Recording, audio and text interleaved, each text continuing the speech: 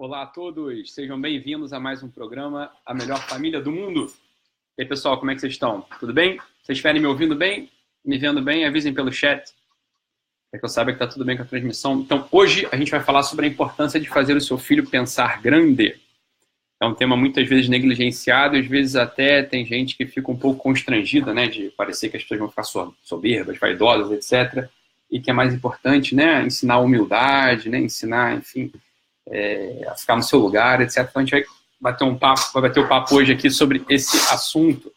Mas antes disso, eu queria que vocês me dissessem se está tudo bem com a transmissão aí, porque eu não sei se... Ah, tá sim, ó, tudo certo. Marise entrando, Ana Cristina entrando, a Bruna também, Letícia Rigo, do Martins, Maria, Adelaide, Claudiane, Fábio, Manu, Gilmara Roriz, Andressa, todo mundo entrando aí. Ah, que bom. Parece que agora desbloqueou aqui. Eu tô vendo que vocês já estão dentro aqui do nosso programa hoje. Beleza, dizendo que estão vendo bem, assistindo bem. Legal. Rosemary Goya, falando que está nos assistindo direto do Japão. Tudo bem? Tudo bem, Rosemary? Que bom. Ótimo. Então, pessoal, se vocês tiverem alguma dúvida aí, me escrevam agora, né? Pode já deixar aí registrado no chat, para a gente ir conversando também aqui ao longo da transmissão de hoje. Espero fazer uma transmissão mais curta para a gente poder interagir um pouco mais. Então, também anotem meu número para vocês me ligarem quando vocês quiserem, aqui durante o programa. 21 Rio de Janeiro, 993889218, tá bom? Beleza, 21 993889218, tá anotado aí, acabei de escrever para vocês aí o meu número, tá bom, pessoal? Então, se quiserem ligar aqui durante o programa, para a gente bater um papo, para tirar dúvida, enfim, para conversar, fiquem à vontade. Tem gente falando com a gente lá de São Pedro da Aldeia. Eu passei uma boa parte da minha infância em São Pedro da Aldeia, Tereza. Então, você está falando aí de um lugar que eu conheço bem. Lilian Mello pede para eu falar em algum momento sobre um tema que eu também acho muito interessante, né, Mello? A Lilian Mello botou assim, tema interessante, quando o estresse do trabalho nos rouba do ambiente familiar. Pergunta se seria possível abordar. Então, Lilian, eu falo muito sobre esse tema, assim, é muito comum as pessoas pedirem para eu dar palestra sobre esse assunto, que é todo o assunto do burnout relacionado ao ambiente familiar, né? Então, existe um tema, inclusive, chamado burnout parental, que esse tema do burnout, ele aparece mais no contexto do trabalho externo à casa, e, enfim, alguns pesquisadores acabaram fazendo, enfim, uma associação muito evidente também que acontece no ambiente familiar, porque o ambiente familiar às vezes também se torna muito estressante, muito, muito demandante, muito exigente, e a gente muitas vezes ali não tem os recursos para poder lidar com a ansiedade que a casa gera. Por quê? Porque não tem uma métrica bem feita na casa, muitas vezes na casa sempre tem coisas a fazer, né? Sempre pode melhorar, a gente sempre pode, enfim, fazer mais, e às vezes a gente é cobrado por isso, e acaba que todo esse ambiente de estresse, esse ambiente pouco metrificado, ele gera para a gente um estado de ansiedade permanente. Que é aquele estado, a gente sempre está pensando, né, em como melhorar, como é que vai ter o dia, como é que vai estar o dia seguinte, a gente sempre fica pensando nas coisas que a gente deixou para trás, que a gente tinha que ter feito e não estão sendo feitas, né, Lilian? E acaba que esse estado habitual de estresse, ele vai sempre deslocando a gente no momento presente. Ou ele faz com que a gente fique lembrando de coisas do passado, né, coisas que a gente deveria ter feito e não fez, ou faz com que a gente fique projetando como é que deveria ser a vida futura. Então ele rouba a gente no momento presente. Sempre que a gente é roubado do momento presente, Lilian, a gente tem uma sensação específica no nosso peito. É como se a gente não tivesse bem colocado, como se a gente não tivesse bem localizado, como se a gente não conseguisse se encontrar muitas vezes. Essa é uma das coisas que leva a gente à ansiedade, né? A ansiedade, ela guarda algo dessa sensação, uma sensação de agonia, uma sensação de aflição, né? Um estado, inclusive, corporal, que tira a gente do momento presente. A gente fica mais cansado, a gente fica com taquicardia, a gente pode ficar suado, a gente fica com a cabeça acelerada, né?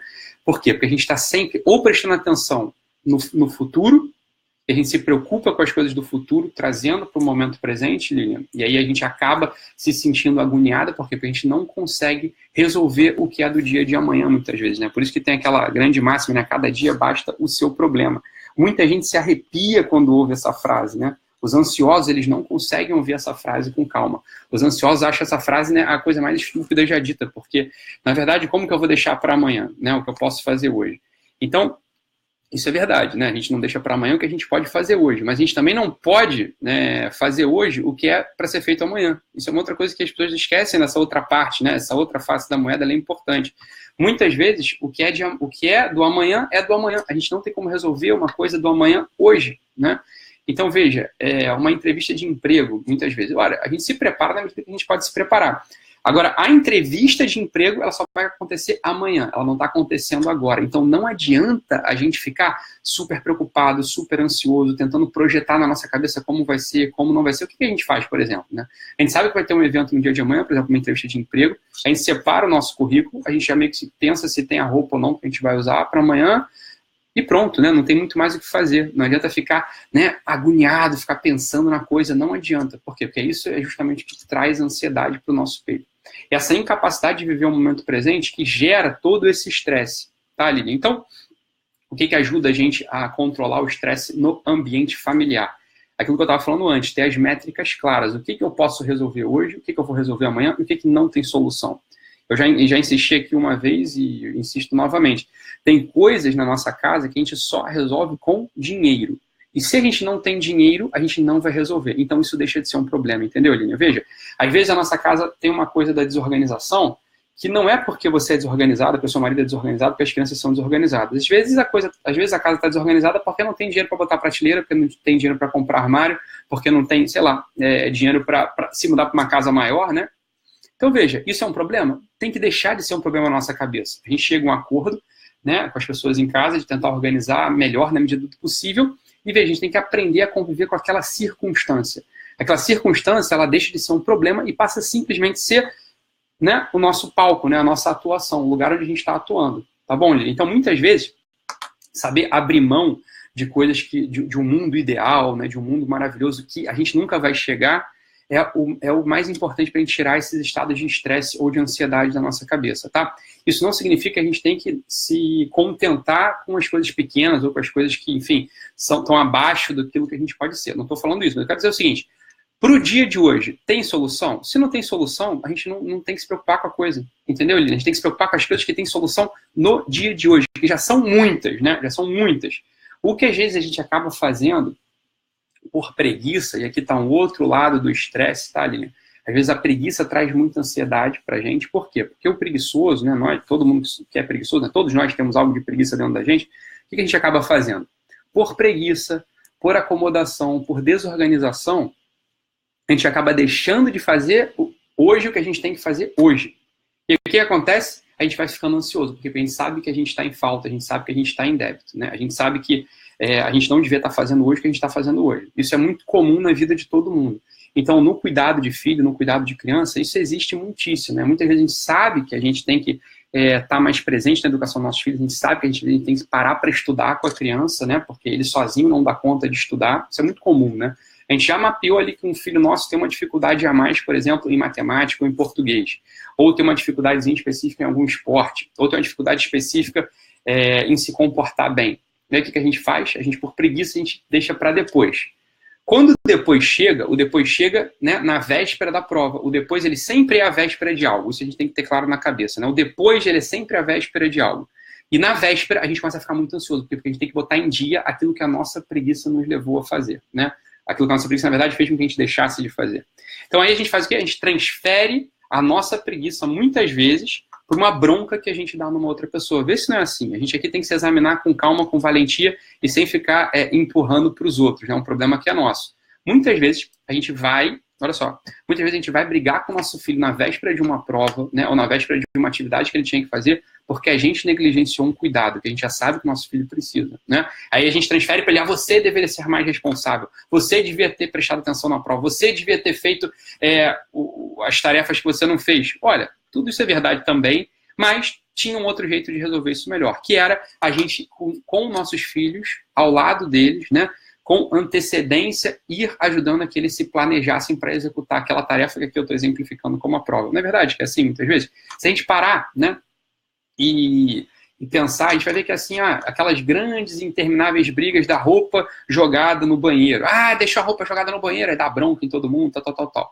Ora, será que não foi a gente que se planejou mal? Será que a gente não agiu com preguiça ou com negligência e não organizou o banheiro para que tivesse um cesto bonitinho de roupas para que as pessoas pudessem jogar a roupa lá no cesto, né? Pode ser que seja, né? Pode ser que a gente esteja transferindo a bronca, né? O estresse, ele aparece porque a gente, muitas vezes, não agiu com previdência, né? A gente não agiu planejando a coisa. Ou por preguiça, né? Ou por desatenção, né? Isso por um lado. Ou por outro, é aquilo que a gente está dizendo. A gente está tentando prestar atenção numa coisa que não tem solução. Isso é uma outra grande fonte de estresse. Então, mapear essas coisas, Lilian, é o que eu recomendaria para você, né? Mapeia mesmo. O que não tem solução? Acho que não tem solução. Então, tem que deixar de ser um problema. O que a gente faz? A gente vai atacar aquelas que têm solução. Tá bom, Lili? Isso é uma coisa. O que eu queria falar com vocês hoje é todo o assunto de fazer com que seu filho pense grande, tá? Existe uma coisa que a gente não pode ceder, e aqui é uma conversa que a gente tem que ter no nível pessoal, no nível de intimidade. Assim. Existe um grande valor dado, né? Em muitos ambientes têm um grande valor dado. Há uma certa humildade, há uma certa ideia de não aparecer, de não ser arrogante, de não ser vaidoso, beleza? E tudo isso é importante mesmo, tudo isso é interessante, tudo isso é de fato um valor. O que a gente não pode, de fato, de modo algum, deixar entrar na nossa vida, na vida da nossa família, é botar essa humildade mal entendida como grande valor da nossa família, da nossa vida. É muito importante para as crianças, é importante para os adultos também, que a gente possa, né, ajudá-los e nos ajudar também a pensar grande, a pensar sempre, ser algo que a gente ainda não consegue vencer. A de algum modo ter sempre metas na nossa cabeça. A de algum modo ter sempre essa ideia de missão na nossa cabeça. Existe um princípio do mundo empresarial, do mundo corporativo, que é o seguinte: algumas empresas elas escolhem fazer a sua direção, né, os seus líderes eles escolhem fazer a sua direção por metas, né, por objetivos, ou por missão.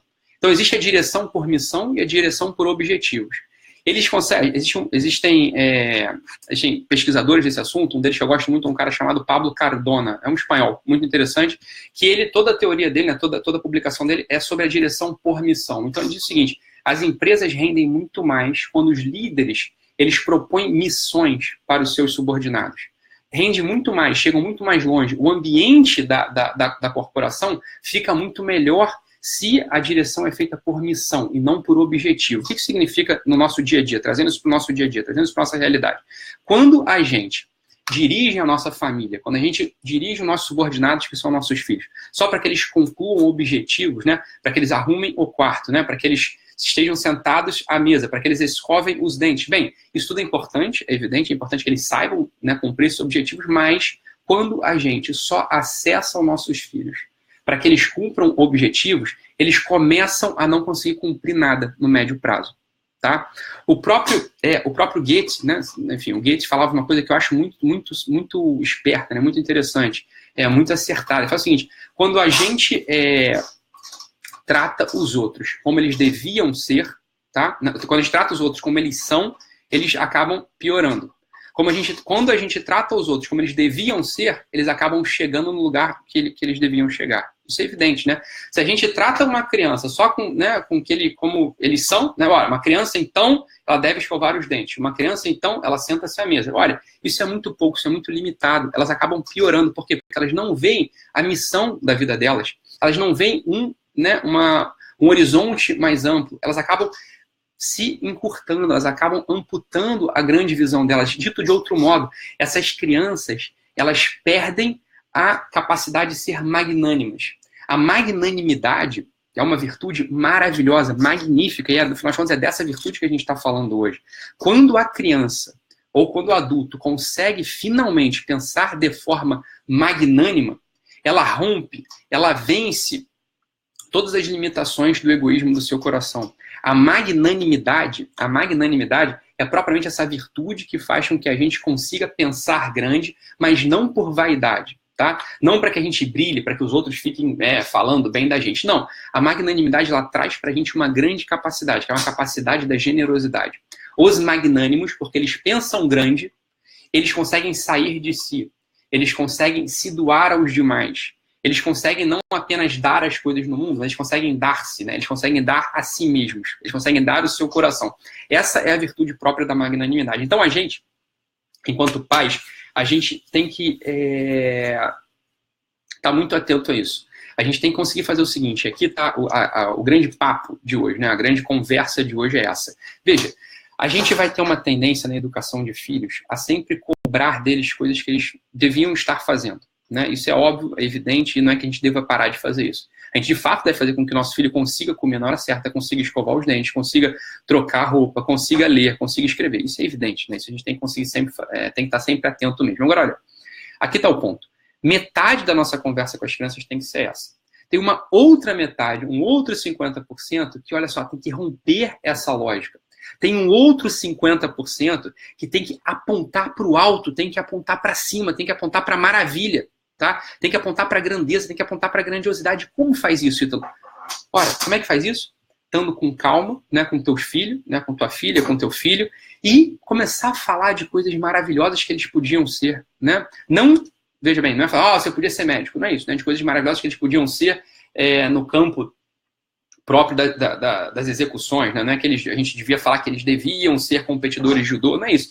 Mas a gente tem que falar das coisas maravilhosas que existem na vida. A gente tem que conseguir ter essa conversa com nossos filhos. Por exemplo, a gente tem que conseguir, né? Imagina só que está no final de semana, você está lá no play com eles vieram de repente beber água ali contigo, você pega, dá um abraço, você fica do lado dele e faz um comentário, né? Muitas vezes assim, caramba, e faz um comentário às vezes assim do teu coração, entendeu? Né? Assim, caramba, como é bom ser generoso, né, meu filho? Né? Como é bom, né? Como é bom amar os outros, como é bom estar em família, né? Como é bom ser bom, né? Como é bom poder ajudar o seu amigo que está precisando da tua ajuda.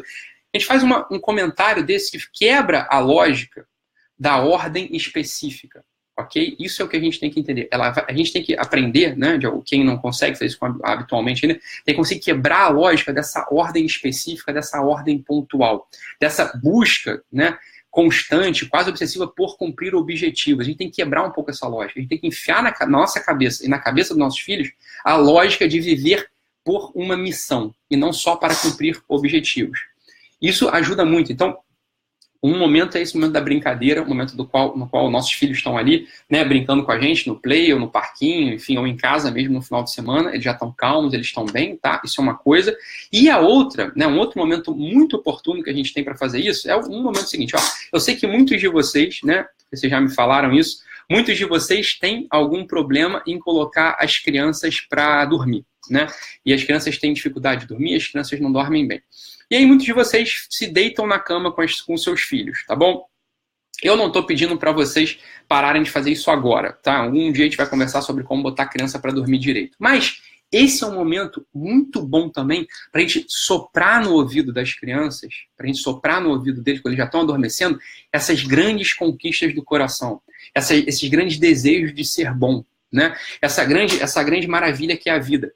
Então, esse é um momento, né? Esse é um momento muito bom, porque a criança está ali relaxada, ela está passiva, ela tá absorvendo, assim, a gente está deitado ao lado dela, está ali para dormir, ela está esperando. É um momento ótimo para a gente soprar coisas maravilhosas no ouvido da criança, né? Pra contar como é bom a gente estar naquela família, contar como foi bom receber aquela criança no seio da nossa família, né? Contar as coisas que a gente gosta nessa vida, contar sobre as coisas que a gente ama fazer, sobre as pessoas que a gente ama. A gente pode, esse é um momento oportuno, é um momento ideal para a gente trabalhar na criança uma coisa que é importante, que é a capacidade que a criança tem de ter um coração magnânimo, ok? Então, esses dois momentos, né, o momento da brincadeira, né, rompendo a lógica do comando. A criança não está esperando ouvir aquilo, mas a gente fala como é bom viver, né, como é bom estar nesse mundo.